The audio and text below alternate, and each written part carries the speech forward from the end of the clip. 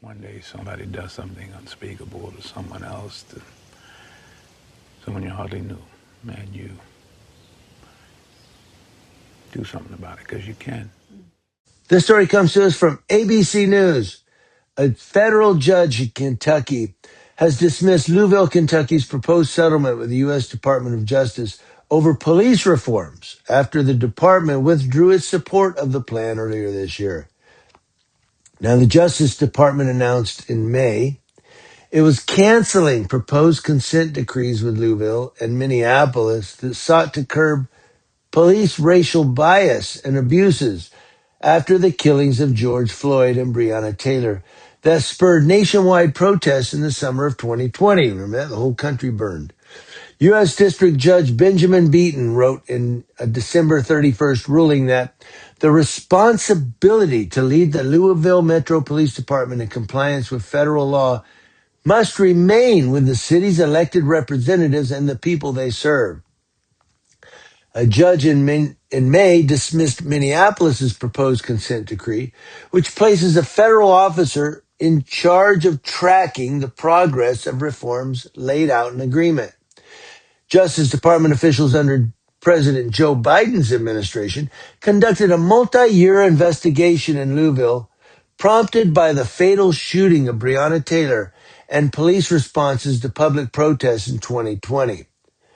A draft of the investigation was released in early 2023, alleging the Louisville Police Department discriminates against black people in its enforcement activities, uses excessive force, and conducts searches based on invalid warrants, which has been proven. New Department of Justice leadership accused the Biden Justice Department of using flawed legal theories to judge police departments in pursuing costly and burdensome consent decrees. The consent decrees with Louisville and Minneapolis were approved by the Justice Department in the final weeks of the Biden administration, but the settlements had to be approved by a judge.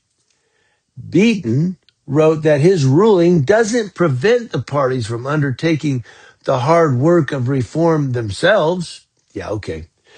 The city has initiated some reforms since Breonna Taylor's death in March of 2020, including a city law banning the use of no-knock warrants.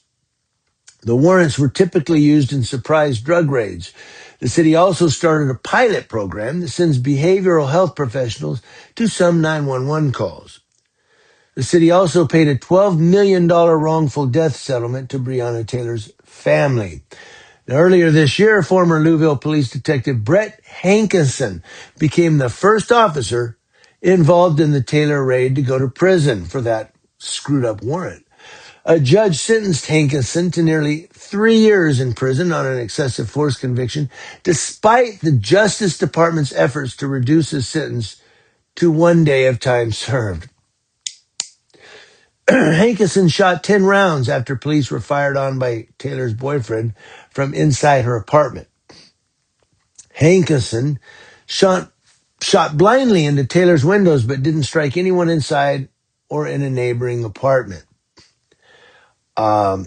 So what they're saying then, let's bottle it up here, is that the federal government, according to this judge's ruling, he says, look, we don't need the federal government to go in and police this police department in Louisville, Kentucky. Let the mayor and the city manager and the police chief and them police their police department. Really? You know, that's like telling a 5-year-old kid, we're going to leave you in charge of keeping your room clean. Okay? And he's like, okay. No, you got to have some parenting here, right? I don't know. Am I off base? I mean, should the federal government come in and parent these city police departments that aren't reforming themselves?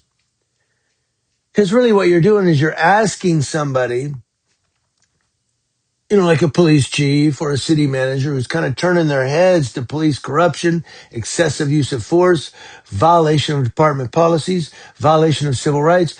And these city managers and these police chiefs are like, hey, man, we got a lot of weight on our shoulders here. Like, We're trying. Try harder, you know? But the problem is they're not policing themselves. They're not reforming themselves. So should the federal government be getting involved? This judge says no.